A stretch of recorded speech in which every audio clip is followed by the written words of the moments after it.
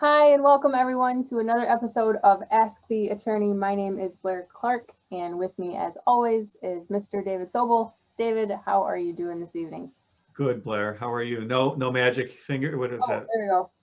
Yeah, Jazz there you hands. There we go. go. Right.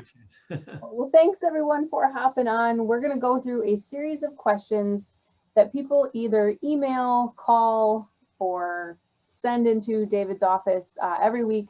They have questions about real estate and finance and contracts, estate planning, all that type of stuff Right. related to law. Obviously, they write into David's office, and then his clerks go through these questions, and we bring you the best of the best each week to get your questions answered. So before we launch into the first question of the evening, David, how can the folks who are watching reach out to you if they have a question about real estate, finance, etc.? Well, Blair, it's pretty easy to get in touch with me. First, they can reach out to 888-789-1715. And you can also go online, just type in my name in the URL, David, and then Sobel is Soble. And that will usually bring me up as an attorney here in Michigan. We handle all of Michigan with regards to real estate, financial issues, financial disputes, contracts, and probate and estate planning. And they're all centered really around real estate. So you can type that in. And then the last thing is, most importantly, you can just type in provenresource.com, and that will take you to our website. And from there, you can go to the YouTube. You can put my name into a YouTube URL spelled properly, and you'll get our videos.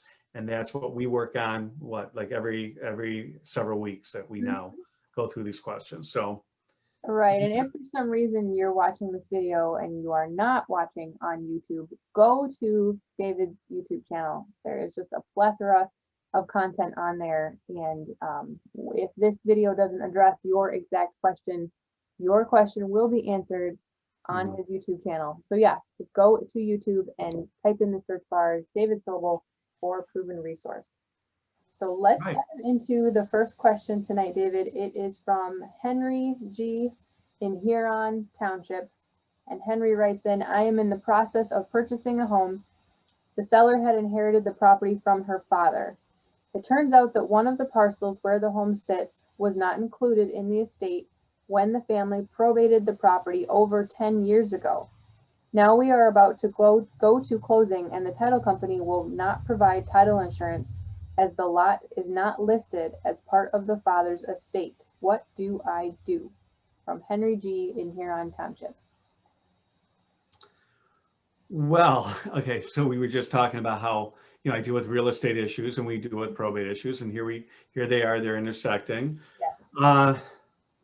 Well, I'd like to, if the title company is pulling up information that doesn't show the lot in the estate, I don't know how they would see that, but if the father passed away and the lot was owned by him at the time of death, I don't know what the distinction would be made by the title company, provided that these sellers, were they his daughters or nieces or something, Sure. they daughters, they would have to have had the authority to convey the property.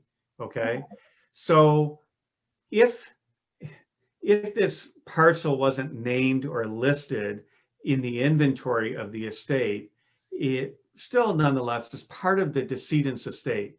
Okay, that would be the father. And provided that the daughters had the authority, what we call the letters of authority, they were the personal representatives of the estate, they had the ability to convey, there should be no issue. It can be just a what we call a personal representative's deed to correct the problem. That's pretty much it. Now, that being said, Blair, I always I have to disclaim things or give some caveats. I would want to see, however, how the property shows up on title, just in general. For a title company to get that in depth, to me, it sounds like the question is more like perhaps this individual, the decedent, may have owned this with somebody else. Sure. Right. Right. So it might be a little bit more involved than that. But from what I'm hearing, a personal representative deed, which is a little bit more involved, with a letter of authority, something that shows me that these people had the authority at the time to be the personal representative to convey the property. Because sometimes the letters of authority don't give the personal representative the authority to convey property. So I need to know what happened there. Sure. So if we see that, then it's part of the estate and they should be fine. Okay? All right. So it's either cut and dry or perhaps It's not. sticky. Well, It's, I mean cut and dry, but like it's either going to be simple unless someone else is on title. With you that. know what? Right. First of all, in real estate, you know, nothing is ever that easy.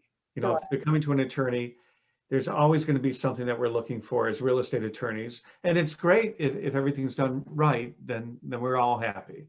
Okay. Mhm. But it needs to be examined further. Okay. Okay.